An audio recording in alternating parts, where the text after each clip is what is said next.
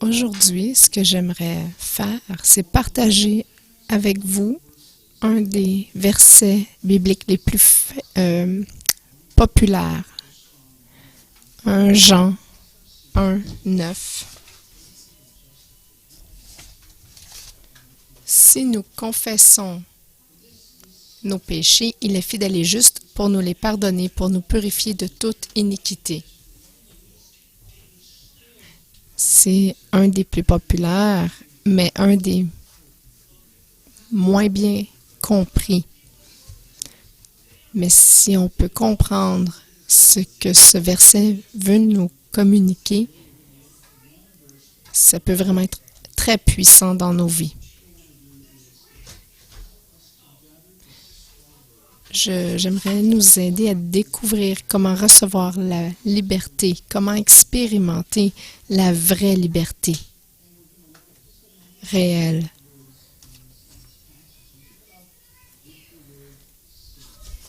Alors, nous allons commencer par le mot « péché » du verset. Qu'est-ce que le mot « péché » veut dire vraiment? On peut penser que c'est les choses terribles qu'on fait dans nos vies. Mais ce que ça veut dire, en fait, c'est vraiment de manquer la cible, d'être hors course. En fait, c'est un terme relié aux archers qui tirent des flèches. Alors, il manque la cible. Alors, donc, le péché, c'est pas simplement que de faire quelque chose de terrible comme un meurtre ou un vol, mais c'est de manquer l'objectif de Dieu pour notre vie. Alors, le péché inclut de ne pas aimer notre voisin comme nous-mêmes. Ça inclut de ne pas pardonner nos ennemis, parce que Dieu souhaite qu'on pardonne nos ennemis. C'est l'objectif de Dieu pour nous et on peut le manquer tellement souvent. Le péché, ça peut inclure aussi de ne pas honorer nos parents, de ne pas être gracieux et compatissant, parce que ça manque la cible du plan de Dieu pour nos vies en tant que fils et filles, ses fils et ses filles à lui. Alors, si on regarde ça comme ça, chacun de nous, à un moment ou à un autre, on manque la cible. Si vous avez traité vos enfants de façon bête et méchante hier, vous avez manqué la cible. C'est pour ça que Romains 3, verset 10 dit qu'il n'y a aucune personne juste. Et c'est pour ça donc qu'on a besoin d'un sauveur. On a besoin de quelqu'un très pur et très saint pour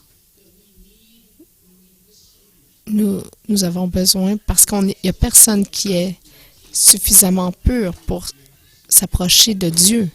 Alors, on a besoin d'un sauveur. Le deuxième mot que j'aimerais regarder de ce verset 1 Jean 1, verset 9, c'est le mot « confesser ». Si nous confessons nos péchés, il est fidèle et juste pour nous les pardonner, pour nous purifier de toute iniquité.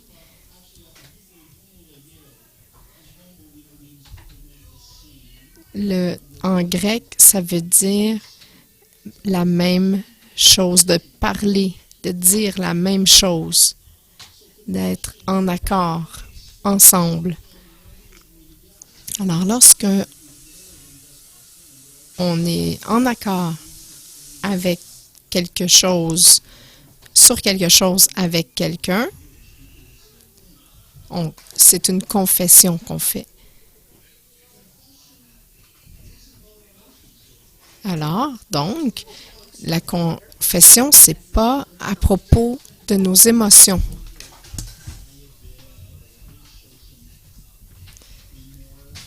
Souvent, on s'attend à ce que lorsque quelqu'un confesse quelque chose, il y a un peu de pleurs, un peu de regret, mais c'est pas de confesser, c'est pas de se rabaisser, c'est pas de pleurer devant Dieu, de se sentir misérable. C'est pas conçu pour avoir aucune émotion associée à ce processus. C'est simplement d'être en accord avec Dieu, de dire la même chose que Dieu à propos de notre comportement.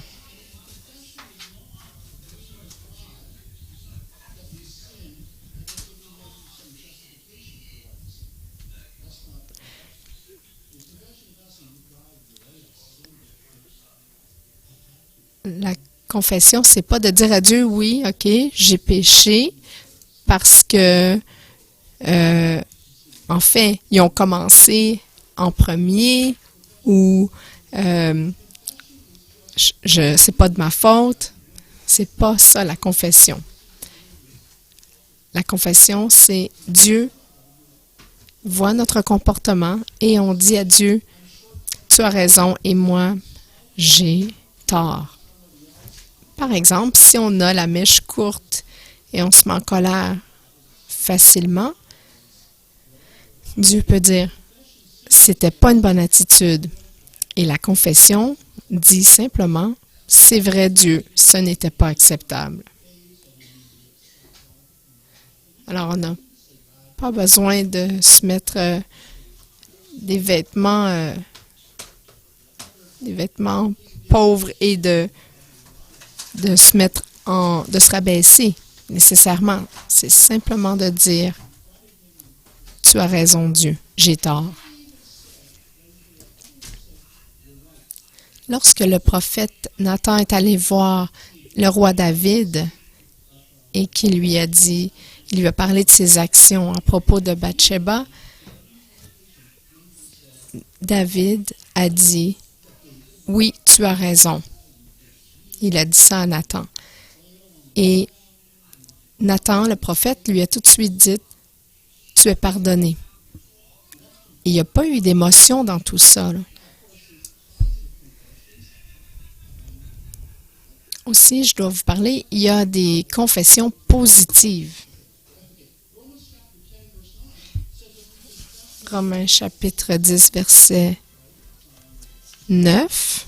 Si nous confessons avec notre bouche que Jésus-Christ est le Fils de Dieu, voyez-vous, ça c'est une confession positive.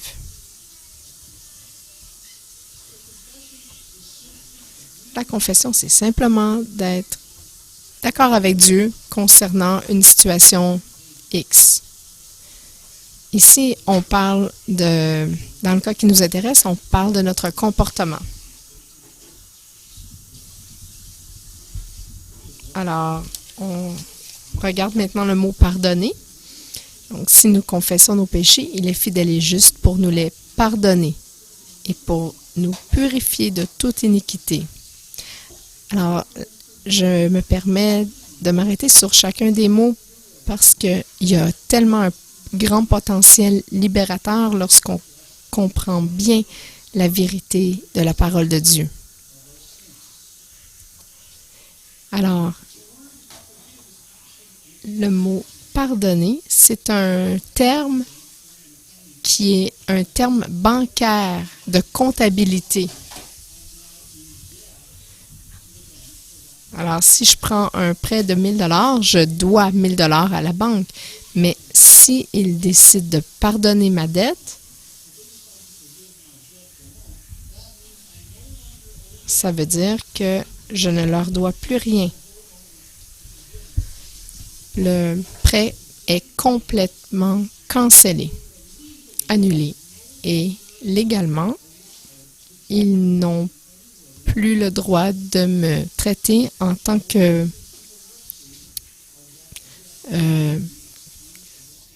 créancier, ou pas créancier, mais en tant qu'emprunteur.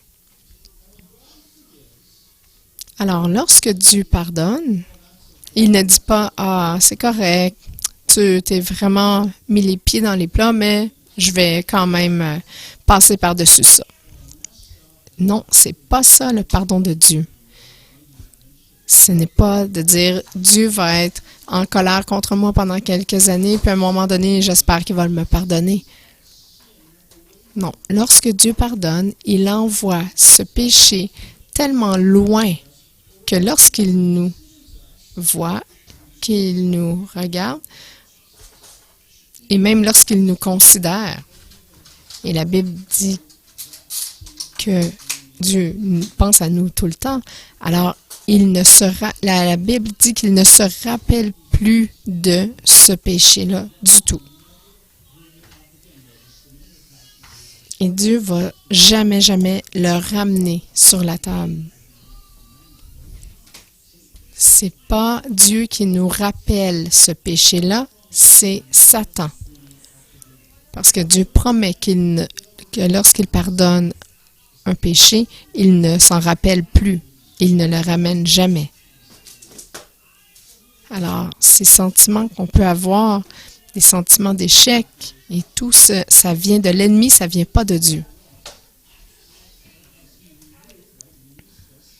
Alors, lorsque Dieu nous pardonne, il envoie au loin ce péché, il nous en libère complètement. Regardez le psaume 103, verset 12. « Autant l'Orient est éloigné de l'Occident, autant il éloigne de nous nos transgressions. » Il ne va jamais plus le mentionner ou nous traiter différemment à cause de ça. Alors, c'est pour ça que les gens trouvent difficile parfois l'histoire du roi David parce qu'il a tué quelqu'un. Mais c'est grâce au pardon de Dieu qu'il était un homme selon le cœur de Dieu. Alors, Dieu est fidèle et juste.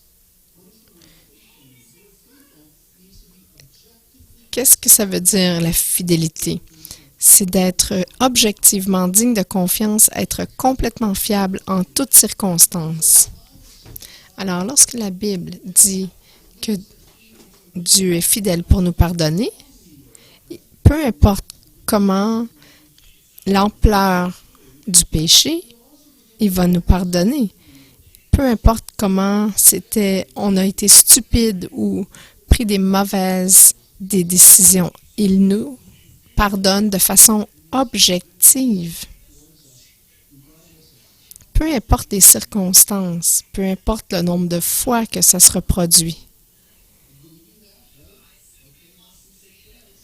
C'est pas 3 prises et vous êtes retirés. Non, Dieu ne tient pas de compte. Il est objectif et complètement fiable en toutes circonstances.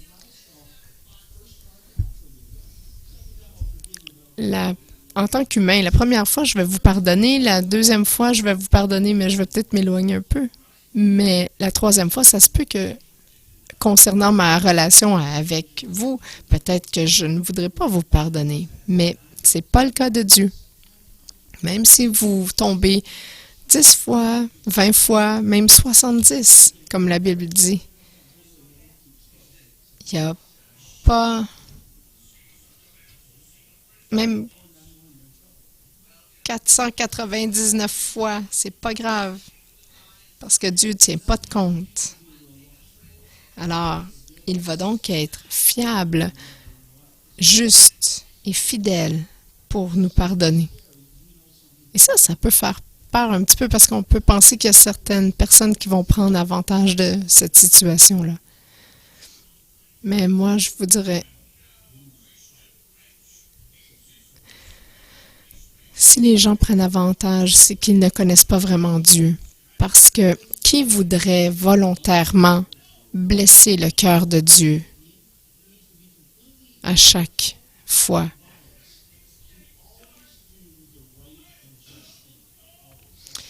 Donc, j'aimerais regarder le mot « juste » maintenant. Comme Dieu est fidèle et juste pour nous pardonner. Pourquoi est-ce qu'on dit ça, que Dieu est juste? C'est parce que Jésus a payé le prix complet pour nos péchés. C'est important de saisir cette vérité. Jésus a souffert, il a versé son sang pour que, 2000 ans plus tard, dès qu'on demande le pardon de Dieu, c'est juste pour Dieu de nous pardonner lorsqu'on le demande dans le nom de Jésus. Parce que notre pénalité pour ce péché a été déjà payée il y a 2000 ans. Il n'y a aucune autre réponse possible pour Dieu que de nous pardonner. Parce que si Dieu ne nous pardonnait pas, ne serait-ce qu'un seul péché, ça voudrait dire que Jésus est mort sur la croix pour rien.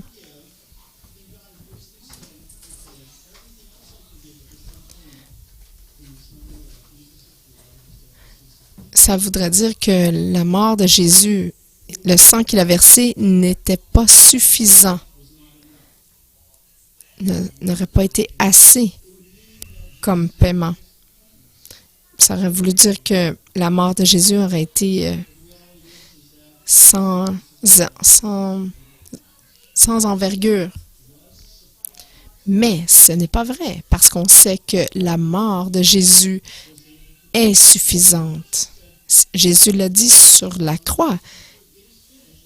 Il l'a dit, et regardez Jean 19, verset 30, il dit « Tout est accompli ». Et baissant la tête, il rendit l'esprit. Il a dit « J'ai fait tout ce qu'il fallait en tant que Dieu venu dans la chair. J'ai fait tout ce qu'il fallait pour que les péchés soient pardonnés maintenant et à jamais. » Il devait faire un chemin pour nous, pour nous réconcilier dans notre relation avec Dieu. C'est l'objectif de Dieu.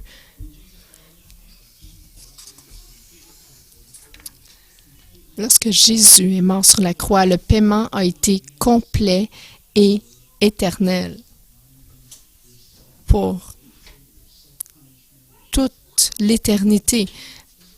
Votre autopunition, votre flagellation n'ajoute rien.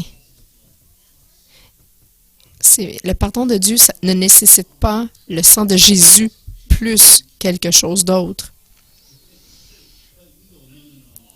Parfois, on pourrait penser que ça, c'est trop beau pour être vrai. Alors, on arrive avec ces arguments-là, comme, par exemple, c'est pas juste. C'est pas juste parce que c'est trop facile. J'ai juste à confesser et Dieu va me pardonner. J'ai juste à dire, je suis d'accord avec toi, Dieu, puis c'est fini. Comment est-ce que quelqu'un pourrait arriver à Dieu et dire, pardonne-moi et être pardonné? Mais je vous le dis, c'est juste parce que Jésus a pris sur lui la punition pour ce péché. Il a donné sa vie pour que ces erreurs de parcours que vous faites soient pardonnées. Parce que Jésus était complètement homme, il a été capable de se substituer à un homme. Et parce qu'il était pleinement Dieu, il a été capable de se substituer pour tous les hommes et toutes les femmes pour l'éternité. Il y a seulement Dieu qui peut accomplir ça. Alors, Dieu peut vous demander de restituer, mais ça n'a rien rapport avec le pardon.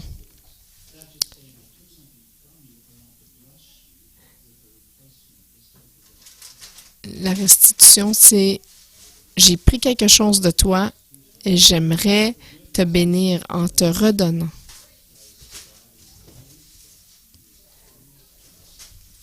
Dieu est toujours juste dans le pardon. Il n'y a rien d'injuste ou de trop facile pour Dieu dans ce processus de pardon.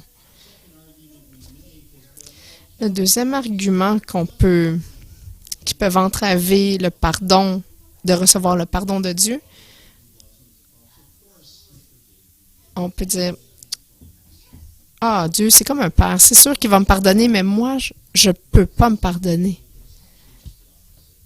Je vais vous dire, on dirait qu'on est contrit, mais c'est pas vrai. Lorsqu'on dit « je ne peux pas me pardonner », c'est comme si on disait que le sang de Jésus n'était pas suffisant. On déclare que notre péché est plus grand que le sacrifice de Jésus pour ce péché. Alors, donc, c'est comme de dire que la mort de Jésus était insuffisante.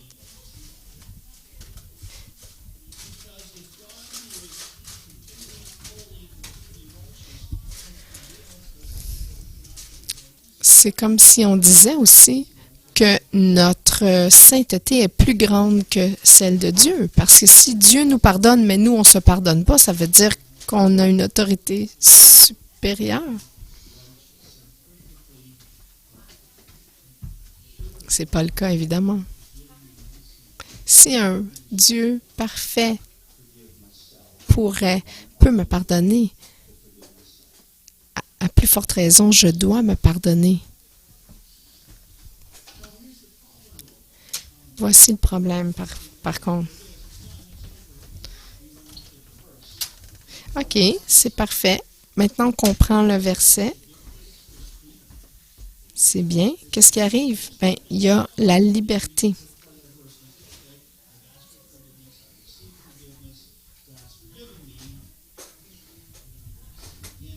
Alors, on dit, OK, Dieu m'a pardonné.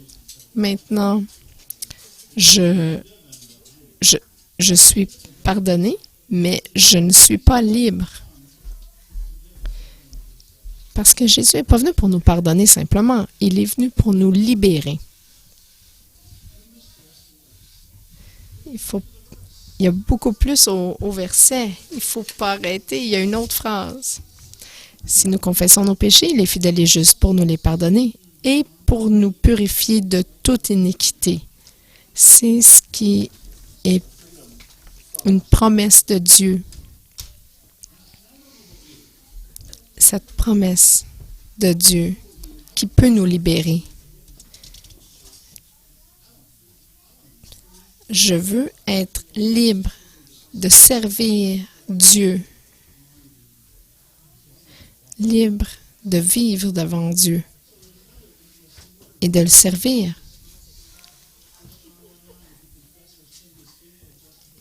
Si nous confessons nos péchés, il est fidèle et juste pour nous les pardonner et pour nous purifier de toute iniquité.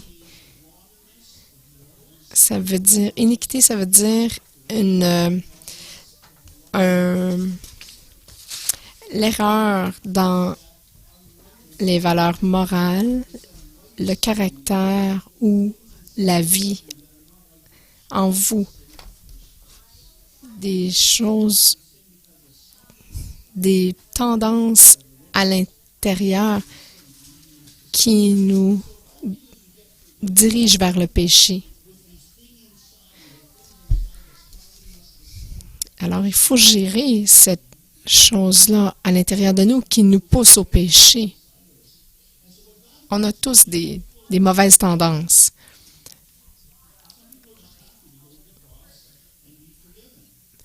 Alors, Dieu a pourvu la croix pour qu'on puisse y aller au pied de la croix et recevoir le pardon.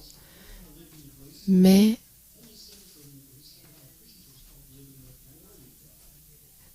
nous, en tant que chrétiens, nous ne sommes pas appelés simplement qu'à vivre dans la grâce de Dieu, mais on est appelés à vivre dans la gloire de Dieu.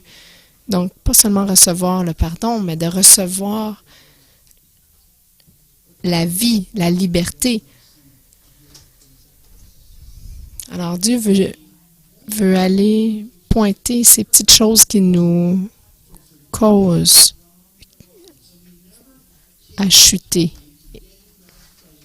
Alors, de prier, prendre le temps d'aller vers Dieu et de lui demander de nous montrer ces choses qui nous entravent. Alors, si nous sommes d'accord avec Dieu, il est fidèle et juste pour nous les pardonner et pour nous purifier, pour nous relâcher de toutes ces entraves. Il veut nous purifier. Ce que ça veut dire, c'est de rendre propre, de purger, de clarifier et de nous libérer, de nous détacher de toutes ces choses qui nous entravent. Le pardon, c'est instantané, c'est un moment. Mais la purification, c'est un processus. Lorsqu'on purifie notre cœur, ça prend un petit peu plus de temps qu'un pardon. Surtout si vous avez un peu plus de purification à faire. Alors, de quoi avons-nous besoin d'être nettoyés? On a besoin d'être purifié d'émotions endommagées. Si on est offensé, si quelqu'un pêche contre nous, il y a un résultat qui est des émotions endommagées. Si vous me rejetez, je vais ressentir l'offense de votre rejet à cause de vos actions. Mais j'expérimente des émotions endommagées, un sentiment d'abandonnement, de me sentir indigne de vous. Et lorsque nous pardonnons, c'est un moment, on est libéré, mais lorsque je vous pardonne, je vous pardonne vos actions. Mais mes émotions sont quand même encore endommagées et elles prennent un petit peu plus de temps à être guéries.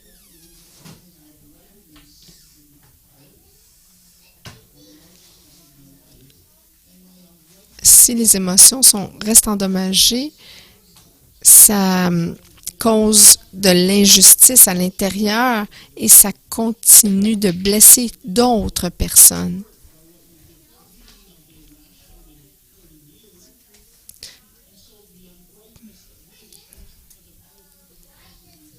Alors, l'injustice qu'on perçoit venant des autres nous cause une réaction de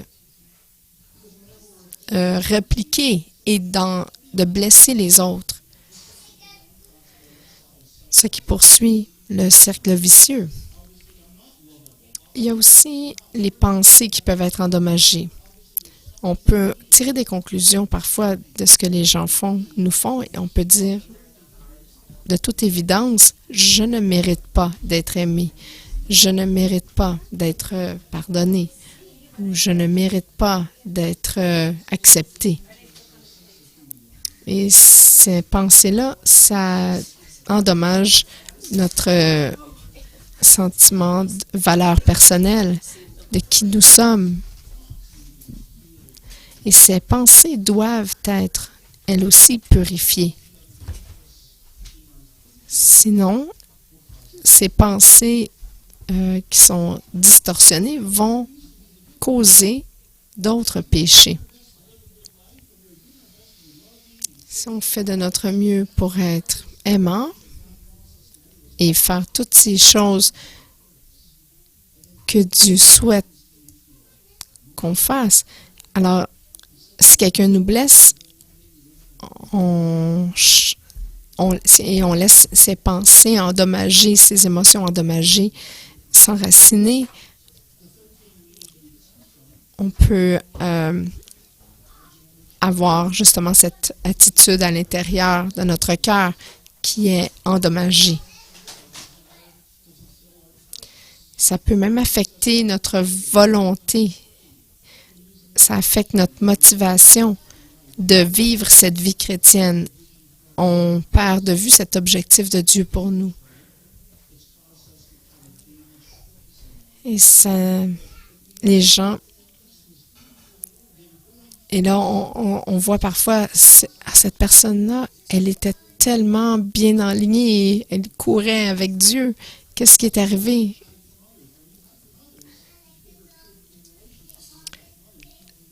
Lorsqu'on s'éloigne des autres et qu'on se cache des autres, on s'éloigne du but de Dieu pour nous et de notre destin, parce que notre destinée, en fait, est créée pour être en relation avec les autres.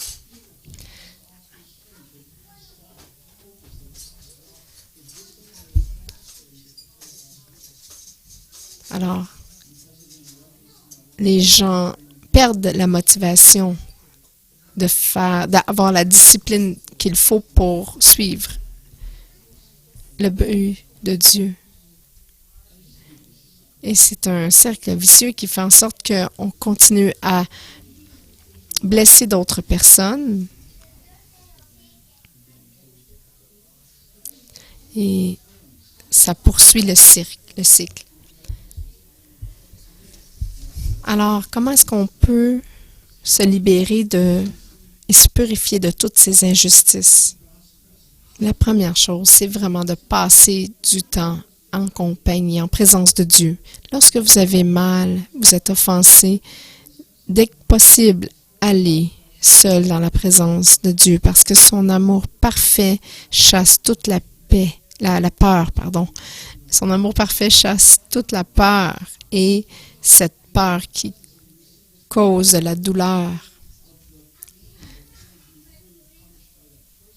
La peur d'être puni disparaît.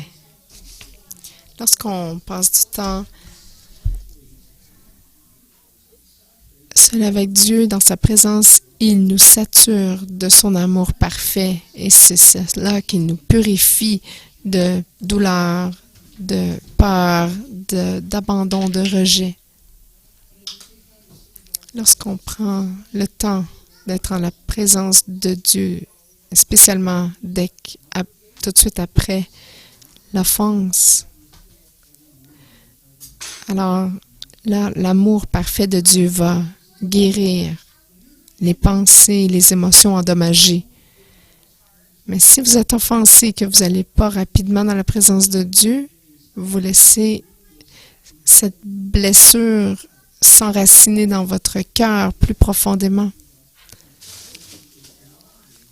Et ce que ça fait, c'est que ça va prendre plus de temps pour avoir cette purification de notre cœur, les racines étant plus profondes, en termes de jours, de semaines, de mois, d'années, mais ça va prendre plus de temps pour en être libéré. Mais si on apprend à répondre à ces offenses rapidement, on va pouvoir marcher dans la liberté, moment par moment, à chaque jour. C'est important, dès qu'on est offensé, d'aller en présence de Dieu. Ça nous permet, le lendemain, d'être déjà libérés. Et parfois, même l'entourage ne va pas comprendre comment vous pouvez déjà ne plus être offensé par cette attitude.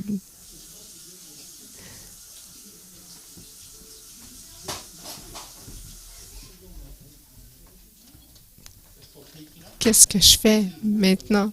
Alors,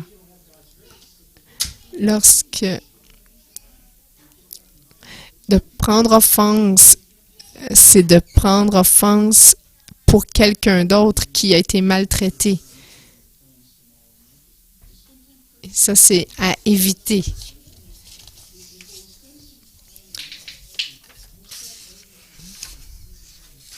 Je vous transmets une autre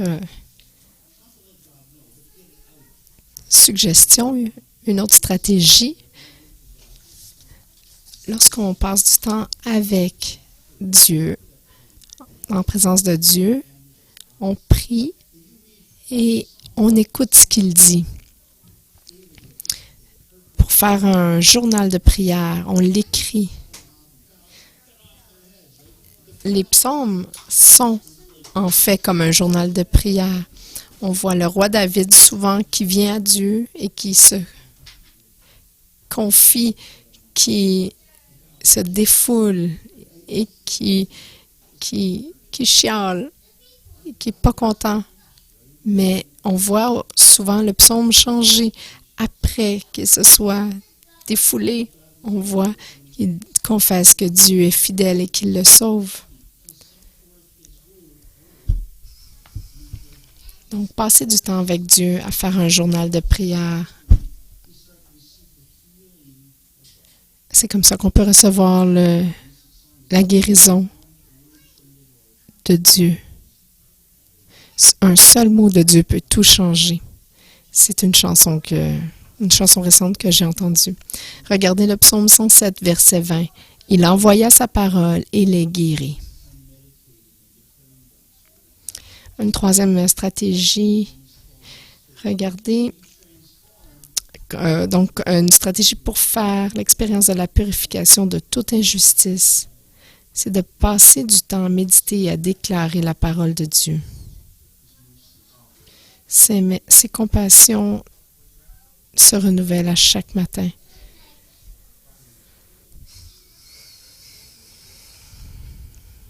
Tu es Dieu de génération en génération.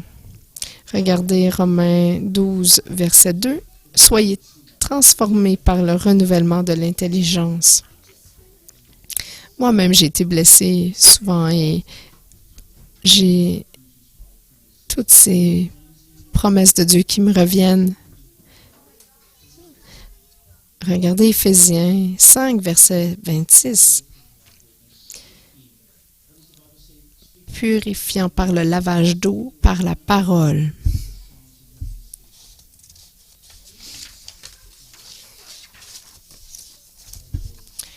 On peut déclarer les psaumes à voix haute.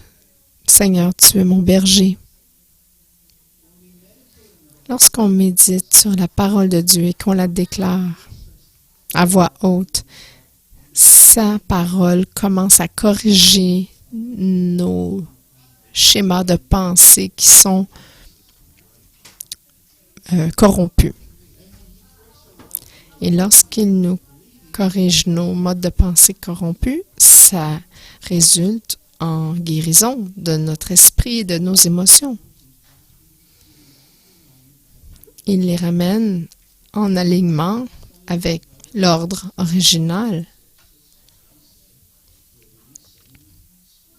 C'est pour ça que la liberté, le cours que nous offrons, qui est la liberté de libérer mon passé, c'est exactement ça. C'est de nous libérer de toute injustice.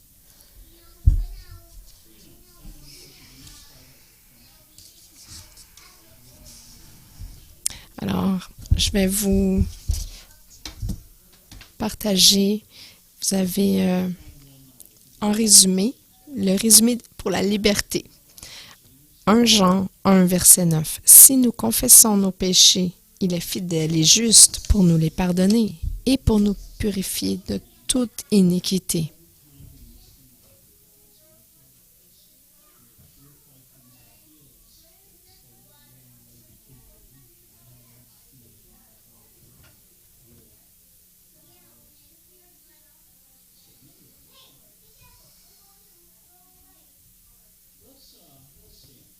Alors, j'aimerais qu'on puisse se lever tous ensemble. Je vais lire le verset une fois pour vous et ensuite on va le déclarer tous ensemble.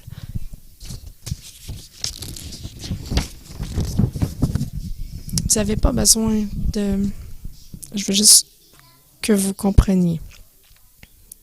Donc, quand nous manquons la cible de Dieu concernant n'importe quelle issue dans nos vies, et nous choisissons d'être d'accord avec l'évaluation de Dieu de notre action, nous pouvons compter sur la fidélité de Dieu. Et grâce au paiement intégral du sang de Jésus-Christ, par lequel notre dette est annulée et la stigmatisation de notre péché est supprimée, il nous donne les moyens de nous guérir et de nous libérer des choses dans nos vies qui nous feraient pécher encore, afin que nous puissions devenir vraiment libres.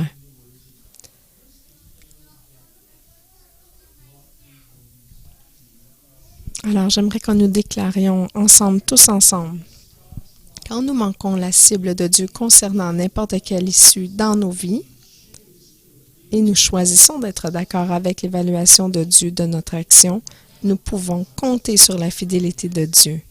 Et grâce au paiement intégral du sang de Jésus-Christ, par lequel notre dette est annulée et la stigmatisation de notre péché supprimée, il nous donne les moyens de nous guérir et de nous libérer des choses dans nos vies qui nous feraient pécher encore, afin que nous puissions devenir vraiment libres.